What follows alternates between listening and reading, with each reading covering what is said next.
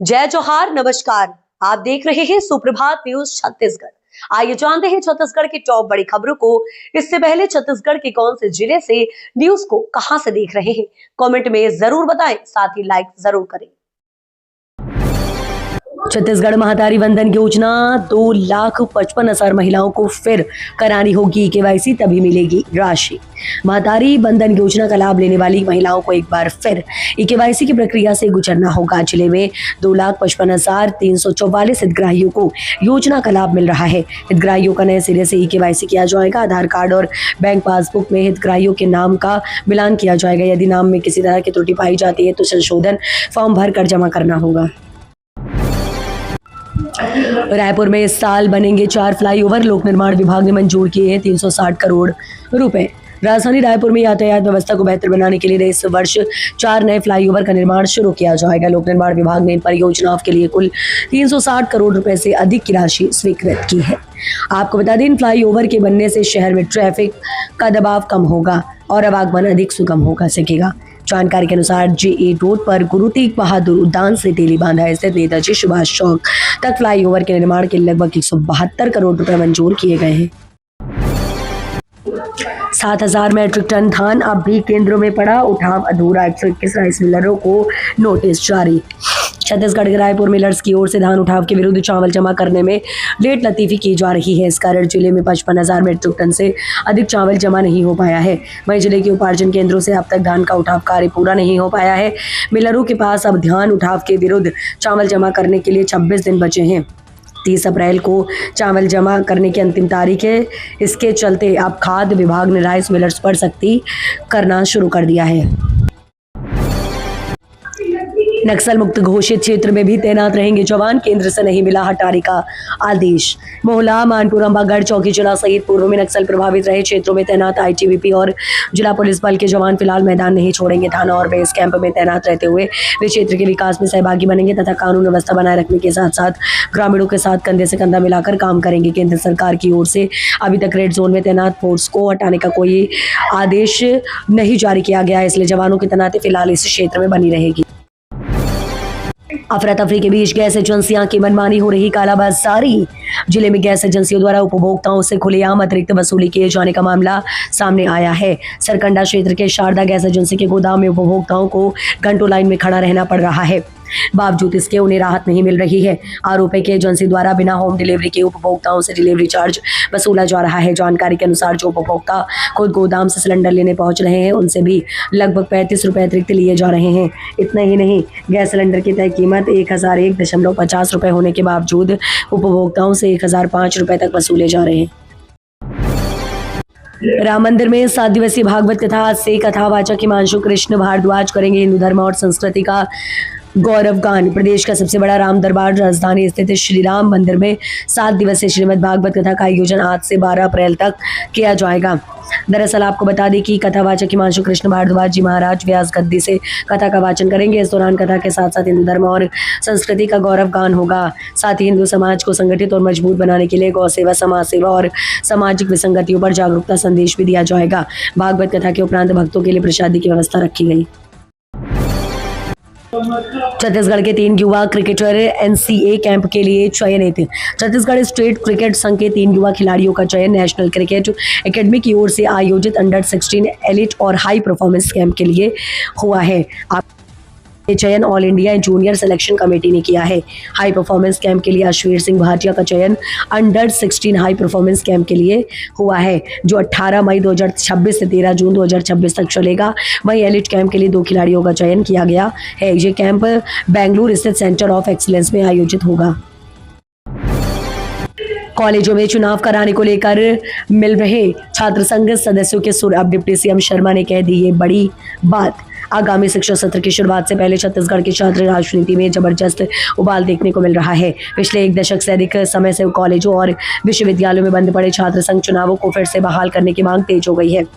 प्रमुख छात्र संगठन ABVP और NSUI ने अपनी तैयारियों को धार देना शुरू कर दिया है, जिससे कैंपस का माहौल गर्मा गया है। इस गतिरोध को तोड़ने के लिए NSUI के प्रदेश अध्यक्ष नीरज पांडे ने सरकार से चुनाव कराने की पुरजोर मांग की है और आगामी सोमवार को प्रदेश व्यापी प्रदर्शन का ऐलान किया है।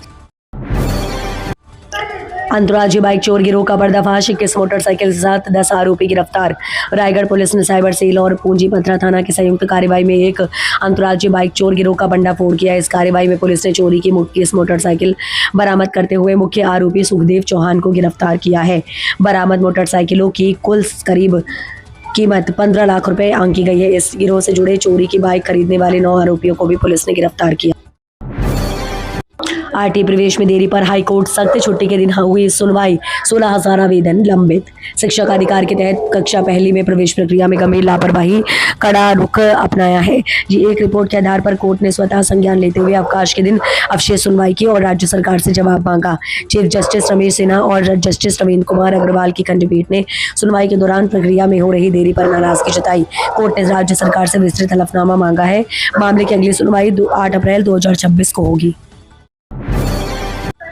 सड़क पर कब्जा किया तो अब एफआईआर होगी दर्ज, पुलिस और रायपुर निगम की टीम सामान करेगी जब्त। दरअसल आपको बता दें, रायपुर में सड़क और बाजार क्षेत्रों में अतिक्रमण करने वालों पर अब सख्त कार्रवाई होगी। रायपुर निगम और पुलिस प्रशासन ने साफ कर दिया है कि सड़क पर कब्जा करने वाले दुकानदारों के खिलाफ अब सीधे एफआईआर दर्ज की जाएगी। साथ ही सड़क पर रखा सामान जब्त कर लिया जाएगा। इसके लिए शहर में जोनवार अभियान चलाया जा रहा है। Raipur police commissioner doctor Sanjeev Shukla और कलेक्टर डॉक्टर गौरव कुमार सिंह के निर्देश पर नगर निगम आयुक्त विश्वदीप और यातायात एसपी अजय कुमार के निर्देशन में टीमों ने संयुक्त अभियान शुरू कर दिया। डिप्टी सीएम सामाजिक कार्यक्रम में हुए शामिल, विजय शर्मा बोले आईईडी मुक्त गांव बनाने की दिशा में सरकार। दरअसल आपको बता दें, दुर्ग के अमलेश्वर क्षेत्र के ग्राम जाम गांव में आयोजित चंद्रनाहू कुर्मी क्षेत्रीय समाज दुर्ग राज के 56वें वार्षिक अधिवेशन में मुख्य अतिथि के रूप में शामिल हुए। इस दौरान दुर्ग ग्रामीण के विधायक ललित चंद्राकर, भाजपा नेता और बड़ी संख्या में समाज के लोग उपस्थित रहे। डिप्टी सीएम विजय शर्मा ने मीडिया से चर्चा करते हुए कहा कि सामाजिक कार्यक्रमों में शामिल होकर उन्हें हमेशा खुशी मिलती है। उन्होंने संकेत दिया कि जल्दी प्रदेश की माताओं और बहनों के लिए एक बड़ी योजना या घोषणाएं की जाएंगी।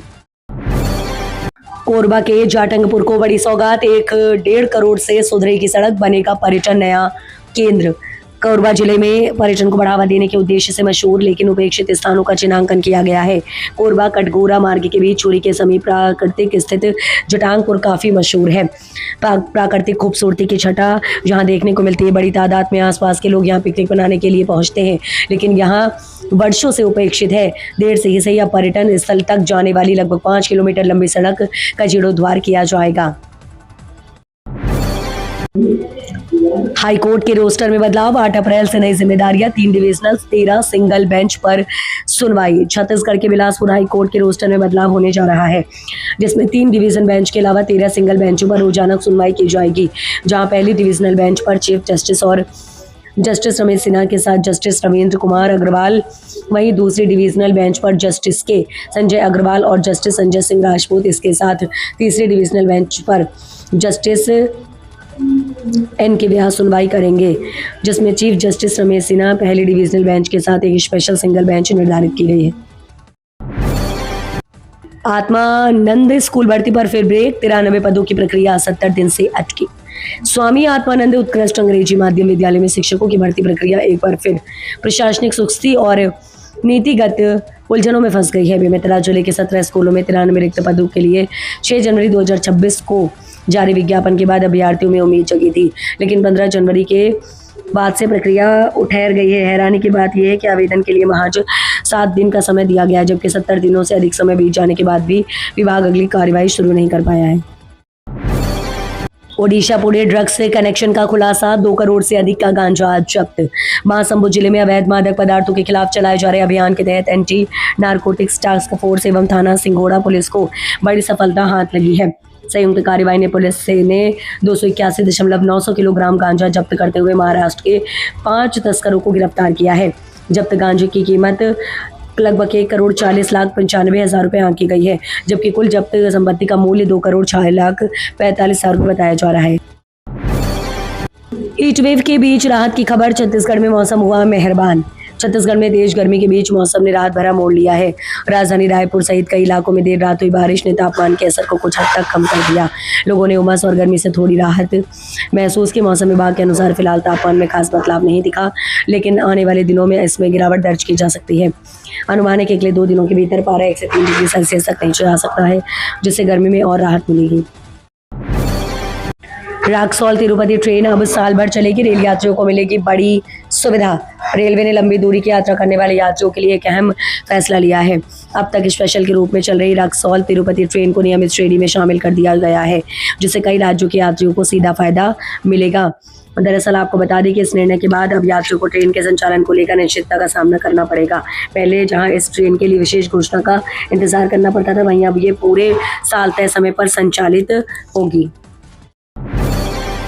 परसदा में अवैध प्लाटिंग से तालाब प्रदूषित, ग्रामीणों का फूटा गुस्सा। बिलासपुर जिले के तख्तपुर विकासखंड के परसदा गांव में अवैध प्लॉटिंग और पर्यावरण प्रदूषण का गंभीर मामला सामने आया है, जहां अव्यवस्थित बसाहट के कारण गंदा पानी सीधे निस्तारी तालाब में बहाया जा रहा है। ग्रामीणों ने निजी कंपनी की ओर से की जा रही प्लॉटिंग पर कड़ी आपत्ति जताई है। उनका आरोप है कि बिना लेआउट, डायवर्सन और रेरा रजिस्ट्रेशन के कृषि और शासकीय भूमि पर अवैध रूप से प्लॉट काटे जा रहे हैं और मकानों का निर्माण किया जा रहा है। 2000 करोड़ के बकाया बिजली बिल पर छत्तीसगढ़ और तेलंगाना के बीच तकरार। 2000 करोड़ रुपए के बकाया बिजली बिल को लेकर चल रहे विवाद में अब तेलंगाना ने बैठक स्थल को लेकर पेंच फंसा दिया है। दरअसल 7 साल पुराने वित्तीय गतिरोध को सुलझाने के लिए दोनों राज्य बातचीत के लिए तैयार हैं, लेकिन ये तय नहीं हो पा रहा है कि वार्ता रायपुर में होगी या हैदराबाद में। बिजली कंपनी के अधिकारियों के अनुसार पूर्ववर्ती रमन सिंह सरकार के कार्यालय में राज्य बिजली कंपनी ने तेलंगाना सरकार ने 1000 मेगावाट बिजली आपूर्ति का समझौता किया था। प्रारंभ में बिल का भुगतान किया गया, लेकिन बाद में तेलंगाना ने भुगतान करना बंद कर दिया। बस्तर के खदानों में रचा इतिहास। देश में पहली बार एनएमडीसी ने पार किया 50 एमटी का आंकड़ा। दरअसल देश की सबसे बड़ी लौह अयस्क उत्पादक कंपनी एनएमडीसी के ऐतिहासिक उपलब्धि के केंद्र में बस्तर की खदानें एक बार फिर छा गई हैं। बस्तर की खदानें एक बार फिर छा गई हैं। वित्त वर्ष 2026 में कंपनी ने 53 मिलियन टन से अधिक उत्पादन का नया कीर्तिमान बनाया है, जिसमें बस्तर के किरंदुल और वेचली खदानों के बीच सबसे अहम भूमिका रही। एनएमडीसी देश की पहली कंपनी बन गई जिसने 50 मिलियन टन वार्षिक उत्पादन का आंकड़ा पार कर लिया। इस रिकॉर्ड के पीछे बस्तर अंचल की खदानों की लगातार बढ़ती क्षमता और बेहतर संचालन को मुख्य वजह माना जा रहा है। रायपुर में महेश्वरी महिला समिति की नई टीम घोषित, कल्पना राठी बनी अध्यक्ष। रायपुर में महेश्वरी महिला समिति के आगामी सत्र 2026-2028 के लिए नई कार्यकारिणी का गठन किया गया। इस दौरान सर्वसम्मति से कल्पना राठी को अध्यक्ष और भावना मर्दा को सचिव पद की जिम्मेदारी सौंपी गई। समिति के सदस्यों ने नई टीम का स्वागत करते हुए शुभकामनाएं दी। समिति के माध्यम से सामाजिक, सांस्कृतिक और सेवा कार्यों को नई दिशा देने का प्रयास करेगी।